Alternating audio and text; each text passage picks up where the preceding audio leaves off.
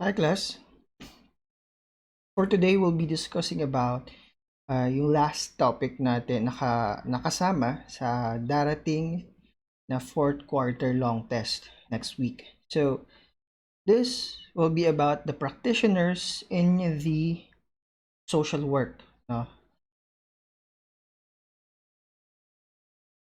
So, when we talk about social work or practitioners of social work, there are at least a variety of what we considered as social workers. First, those who are in the administration and management, palaging meron. Same with the communication and the um, counseling.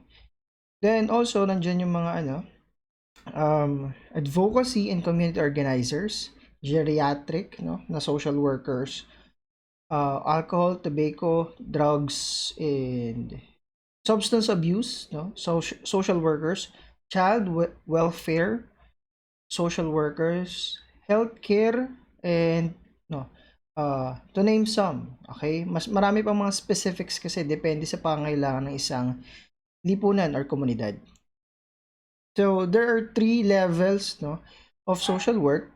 First is the micro social work. When we talk about the micro social work, it focuses on the healthcare industry. So individual level ng pag-aalaga or pagtulong, pagbibigay ng tulong. Industry employed primarily as in terms of geriatric or school levels, so mga social workers sa school, nagsisilbing coordinators din when it comes to conducting outreach activities, outreach programs. Then we have the meso level. So by meso level social work, it includes the community, so a larger collective, and health educators. Okay? Mas malawak yung hinahawakan nila na grupo ng mga individual. Hindi na lang iisang specific na grupo ng tao. Kasi pag sinabi nating micro-social work, they mainly focus on specific types of individuals who have certain needs. Geriatric for those who are old age, healthcare for those who are pwede pang iba-iba yan, depende sa sakit or pangangailangan na pangkalusugan. Sa meso, it involves the community regardless of what's taking place in the community. Most social workers na nakikita natin, nababasa natin, napapanood natin are under the meso level of social work. Pag sinabi kasi nating macro social work, typically siya, more on social workers, although hindi talaga considered na social workers ng iba, lalo kung halimbawa naging ka na, head ka na ng isang national organization or department of social welfare and development. It's all about public policy making, research, and environmental concerns which affects the totality of individuals. Hindi lang isang komunidad pero kabuuan na ng isang bansa or even on a international or global scale. First, practitioners of social work are those in the administration and management. They require knowledge about social policy and the delivery of social services, visions for future planning, and an understanding of human behavior. Usually, they are in agencies that provide social services to their clients. It can be a non-profit organization, okay? Or it can be a home care centers, health home care facilities, home for the aged, healthcare facilities, or in mostly sila yung nasa loob, sila yung nasa loob ng mga opisina. Pwede silang lumabas din actually, multitasking, pero pag within admin and management, sila lamang yung ang primary task nila is to plan, okay, and coordinate with this specific groups, partner groups, partner NGOs, organizations in promoting a certain certain program, okay, that needs to be implemented. Sabi nga dito, ayan sa dito sa image na lang. Reports suggest that social workers spend 60% of their time on administration. Actually, no? Actually, in planning, paghahanap ng mga sponsors, ganyan, collaborating with partner groups na tutulong sa pagpamimigay ng kung ano mang ipamimigay na halimbawa material assistance or maghahanap ng mga volunteers para sa mga counseling activities and so on. Social workers who are in the advocacy or community organizations are those advocates, no? Individuals who advocates and champions the rights of individuals and communities with the goal of achieving social justice. Work with the power of numbers. Community organizing and social work were responses to many forces created because of the inequality in the society. While yes, pwede rin nasa loob sila, but mostly itong mga advocates, no? Social worker activists, pwedeng tawagin, they are the ones who are primarily doing community organizing, no? Okay, in upholding the rights of a certain groups. They always work with the power of numbers. Numbers, pwedeng mga ibang naniniwala sa kanila advokasya, okay? Typically, mga non-profit organizations, Ibon Foundation can be a good example. Other NGOs na pinaglalaban yung mga environmental campaigns, yan, that can be considered advocacy and community organizations. To some extent, yung mga party list, pwede din, okay, pwede silang pasok dito sa advocacy and community organization type of social workers. Geriatric, linking older adults with services that help them live independently and with dignity, thereby maximizing their quality of life and participation in society. Primarily, pag sinabi natin geriatric, it's caring of the old age. Okay? Sa Pilipinas, may mga lugar, may mga home for the aged, mga home care facilities that pwede nating dalhin yung mga nakatatanda sa mga magulang nating nakatatanda na pwedeng alagaan ng mga registered nurses, social workers to assist them. Okay? Although hindi ganun kalaganap sa Pilipinas talaga actually yung geriatric care. Usually nga pinupuntahan lang ng mga mga health workers yung mga matatanda sa mga bahay-bahay nila or dinadala yung matatanda sa mga rural health centers or related care check-ups, ganyan.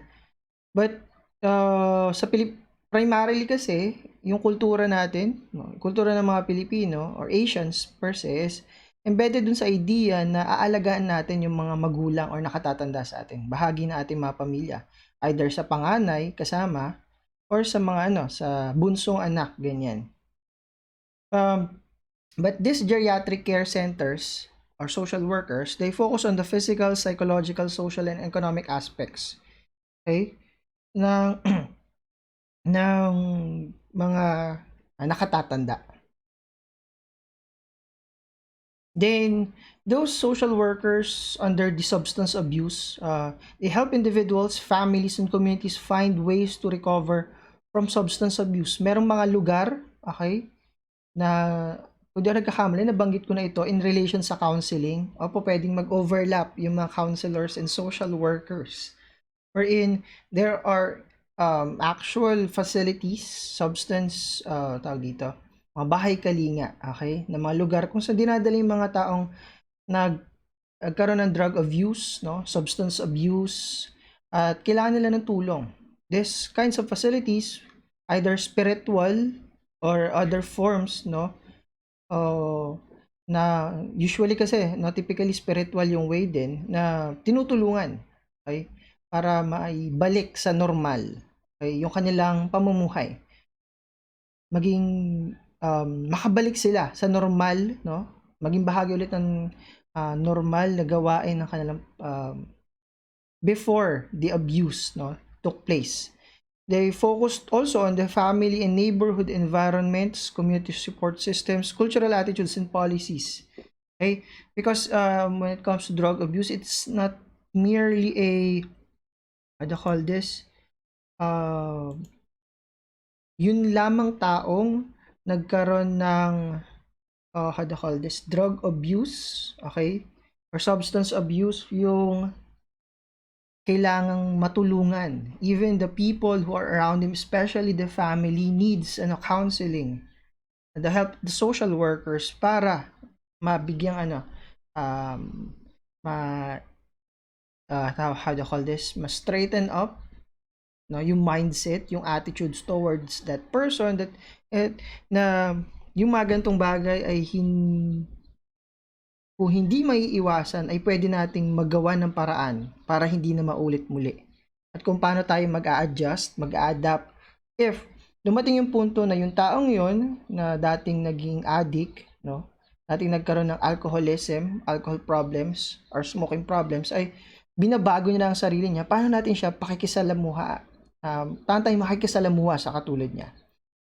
Usually may mga organizations, non-profit organizations, or non-government organizations, NGO, okay, na nagsasagawa ng mga ganitong educational activities to teach the community on how to embrace an individual who tried to change him or herself.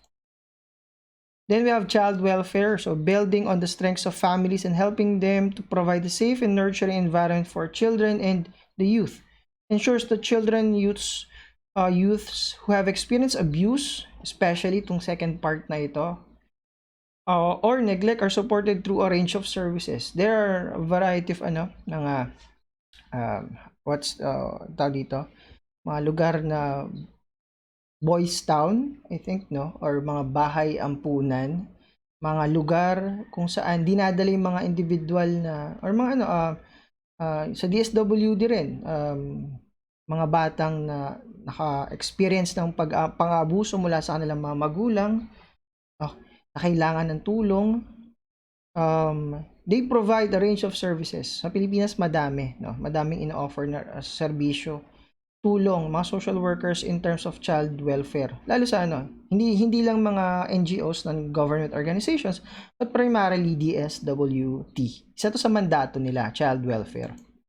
Sa mga pinaka nasa top levels, top priorities rather.